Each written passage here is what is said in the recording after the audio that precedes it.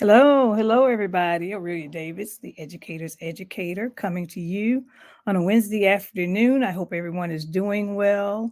Good to see you. I hope you're glad to see me. But coming to you again and asking that one question. Have you gone over to my website, aureliadavis.com, and clicked on the Thrive Retreat to get information about going and attending, which will take place July 30th through August 4th in Tulum, Mexico, the Thrive Retreat. The Thrive Retreat. I can't wait to go. It's going to be such a fantastic collaboration of educators getting together, sharing, and talking about teaching and why they got into why they chose teaching as a career. All of that information will be shared, and then we're talking about the fantastic meals that we're going to have and the excursions we're going to be taking that's going to be taking place. And then even we even have we're going to even have some yoga exercises and things going on. Anything for wellness, anything for self-care. That's what's going to happen at the Thrive Retreat, July 30th through August 4th in Tulum, Mexico. But I'm going to ask you a question. During the time that you were in school, how many tests did you take? And when I'm talking about tests, how many standardized tests did you take? Think about it. Think about it. And after taking those, how did you feel once you were taking those standardized tests? Did you get an anxiety? Did the teachers or did your instructors tell you that you were going to be having a test such and such day and such time and what it was going to be, what you were going to be measured on? Testing, testing, testing. There is coming to, we seem to be still looking at testing as far as measuring what a child knows and what a child does not know. I'll say that again. We still have a tendency of looking at testing to see what a student knows and what a student does not know. But what we have also been finding out within the past, I say 10 or 15 years, is that testing a student is not the final nail, to let you know what that particular student knows. It has been around for a long time. You think about ISAT, you think about the ACTs, SATs, and so on and so forth, and they just keep going on and on. And even talking about the testing that takes place at the end of your math chapter or your spelling test, or either your reading tests, reading book tests, those types of tests, social studies and science. We have been, those assessments have been in place for a long, long time. I remember what they used to measure CPS children with was the Iowa test. We would take the Iowa test, and that test would come every spring, almost about a month before we exited out of school.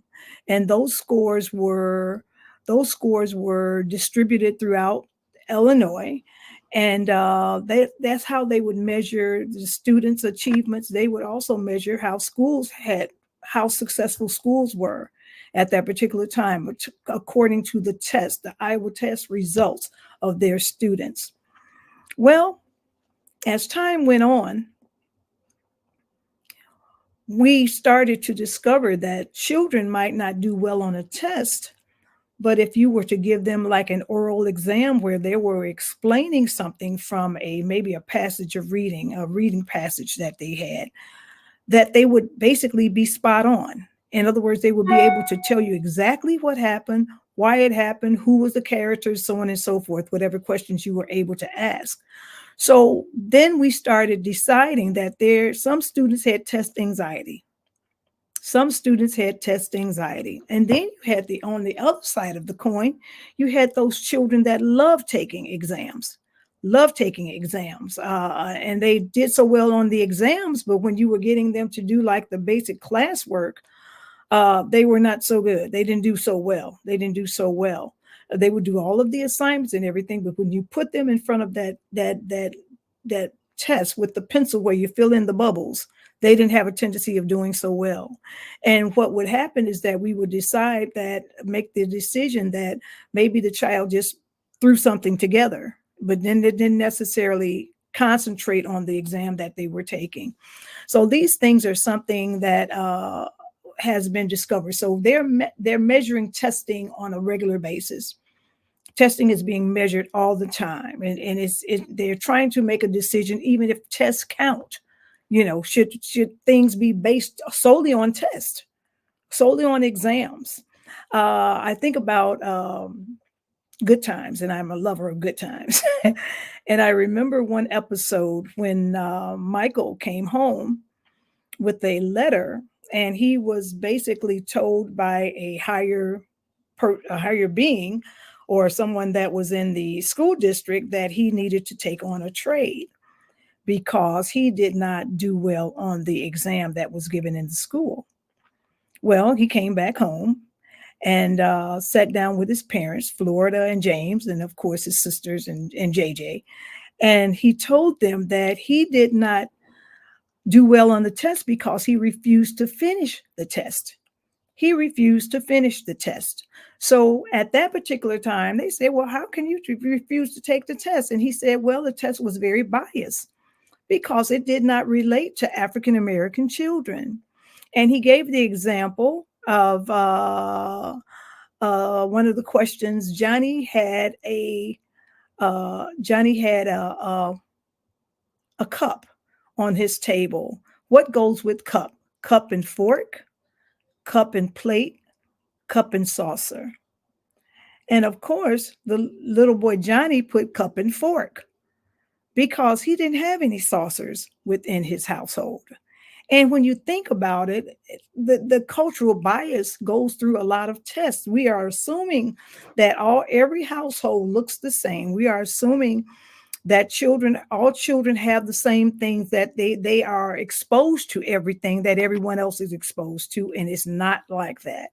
The perfect example is when during the pandemic, when teachers were when the children were going to be taking class, be in school during the pandemic, and they were in their homes, and they had to have laptops. Well, they assumed that every child had a laptop, and they found that not to be true.